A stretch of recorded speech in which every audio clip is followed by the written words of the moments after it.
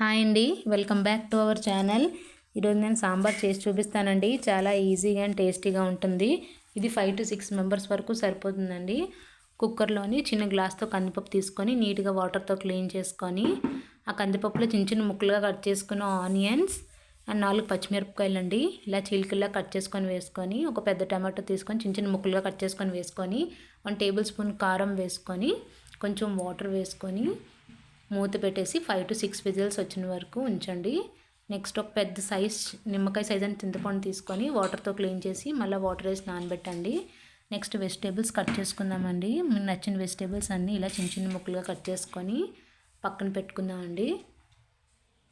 Cooker ఇలా pressure పోయిన తర్వాత మూత తీసి ఒకసారి గరిటెతో కలుపుకొని, నెక్స్ట్ అందులో మనం ముందుగా కట్ చేసుకున్న వెజిటేబుల్స్ అన్నీ వేసుకొని అండ్ అలాగే చింతపండు నానబెట్టుకున్నాం కదండి, చింతపండు వాటర్ కూడా వేసుకొని అంత తగినంత సాల్ట్ వేసుకోవాలండి. 2 టేబుల్ స్పూన్ సాల్ట్ వేసుకొని ఒకసారి గరిటెతో బాగా మిక్స్ చేసి కుక్కర్ మూత పెట్టేసి హై ఫ్లేమ్లో ఒక విజిల్ వచ్చిన వరకు ఉంచండి. ఎక్కువ విజిల్ వేయించకూడదండి, వెజిటేబుల్స్ బాగా కుక్ అయిపోతాయి. నెక్స్ట్ చిన్న సైజ్ కొబ్బరికాయ ముక్క తీసుకోండి. ఇది వెండి కొబ్బరి అండి. ఇది ఎండి కొబ్బరి అయినా బాగానే ఉంటుంది, పచ్చి కొబ్బరి అయినా బాగానే ఉంటుంది. తురుముకొని పక్కన పెట్టుకోండి.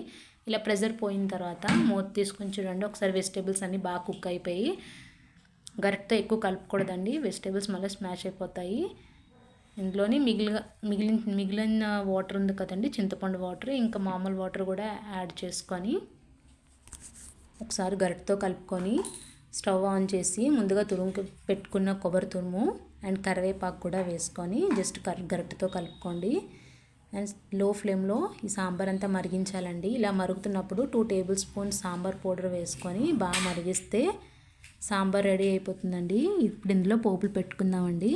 ఒక ప్యాన్ తీసుకొని ఆయిల్ వేసుకొని, ఆయిల్ మరిగిన తర్వాత ఆవాలు, జీలకర్ర, ఎండుమిర్చి, ఎల్లుల్లిపాయ, కరివేపాకు వేసుకొని బాగా ఫ్రై అవ్వాలండి. ఫ్రై అయిన తర్వాత ఇందులో కొంచెం ఇంగువ వేసుకొని అది కూడా బాగా ఫ్రై చేసిన తర్వాత ఈ పోపు అంతా బాగా ఫ్రై అయిన తర్వాత నెక్స్ట్ మనం ముందులో మరిగించిన సాంబార్లోని వేసుకుందామండి.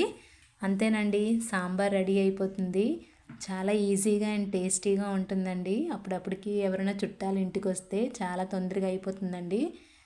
వెజిటేబుల్స్ టైం పడుతుంది ఉడికించడానికి, కానీ కంగారు కూడా ఏం లేకుండా చాలా తొందరగా అయిపోతుంది. ఒకసారి మీరు కూడా ట్రై చేసి ఎలాగొచ్చిందో కామెంట్ సెక్షన్లో కామెంట్ చేయండి. Thank you for watching.